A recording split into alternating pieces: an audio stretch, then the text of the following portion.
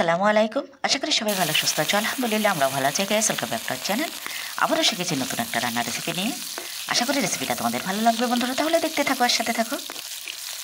প্রথমে আমি দেখলে সুন্দর নতুন উনানে আমি কড়াই বসিয়ে দিলাম। কড়াইতে দিয়ে দিলাম পরিমাণ মতো তেল আর দিয়ে দিলাম কিছু চিংড়ি কুচি। অল্প কটা চিংড়ি দিলে কিন্তু যে কোনো সবজিতে সুন্দর টেস্ট হয়, তার জন্য আমি চিংড়িটা তেলের মধ্যে একটু ভাজা ভাজা করে নিলাম। তারপরে আমি দিলাম এখানে উচ্ছে আলু, কিছু পেঁয়াজ কুচি। উচ্ছে আলু চিংড়িটা আমি সুন্দর করে এখন ভেজে নেব। দিয়ে দেবো স্বাদ মতো লবণ আর দিয়ে দেবো হলুদ। কীভাবে চিংড়ি আর উচ্ছেটা ভাজা করতে হয় তোমরা সবাই জানো বন্ধুরা, যেহেতু আমার রান্নার চ্যানেল সেজন্য আমাকে বারবার বলে দিতে হয় তোমাদের। এখন শীতের সময় কিন্তু রৌদ্রে বসে গায়ে রৌদ্র লাগিয়ে রান্না করতে কিন্তু বেশ মজা লাগে। সেজন্য এখন আমি একটা উনান ছাদের উপরে রেখেছি আর একটা নিচে নিয়ে এসেছি। যখন যেটাতে ইচ্ছে করি সেটাতেই আমি রান্না বানিয়ে নেই।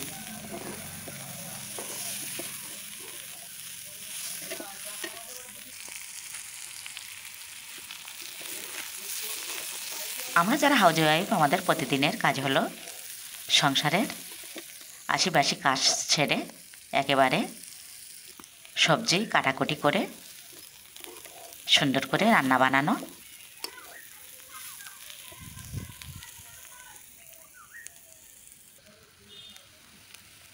একেবারে দেখতে দেখতে কিন্তু আমার উচ্ছেটা ভাজা হয়ে গেল।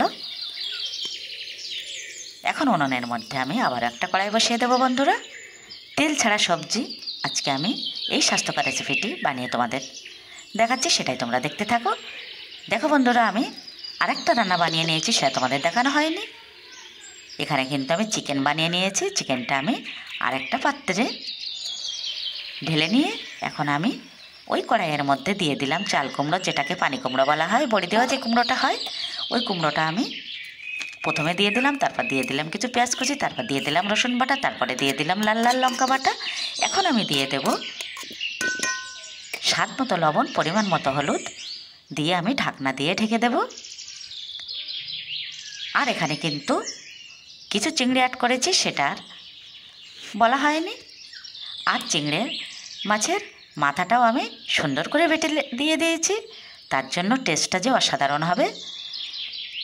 তেল ছাড়া সবজি এটা কি হয় সেটাই আমি বানিয়ে দেখালাম। আর এত এত মজার হয়েছিল, আমি ভাবছিলাম পরে আর একবার একটু ভাজা ভাজা করে নেব কড়াইয়ে তেল দিয়ে, কিন্তু সেটা আর করলাম না। ভাবলাম আজকে তেল ছাড়া সবজি বানিয়ে দেখি, কিন্তু এত যে অসাধারণ হবে খেতে ভাবতেই পারিনি। যেহেতু এতে চিংড়ি মাছ দেওয়া আছে, এজন্য মনে হয় স্বাদটা এত সুন্দর হয়েছে। এখন আমি আমার বাড়ি ভেতরের কাজগুলো আর কয়েকটা মুরগি আছে সেগুলো তোমাদের দেখিয়ে দিলাম। এখন কিন্তু আমি ঢাকনাটা খুলে একটু দেখে নেব। অনেকটাই সিদ্ধ হয়ে গেছে। যেসব বন্ধুরা আগে থেকে চ্যানেলটি আমার সাবস্ক্রাইব করে রেখেছো সেসব বন্ধুরার সঙ্গে সঙ্গে ধন্যবাদ। আর যেসব বন্ধুরা চ্যানেলটি এখনও সাবস্ক্রাইব করোনি, প্লিজ চ্যানেলটি সাবস্ক্রাইব করে আমার পাশে থেকো। এভাবে কিন্তু একেবারে আমি রসা অবস্থায় নামিয়ে নেব।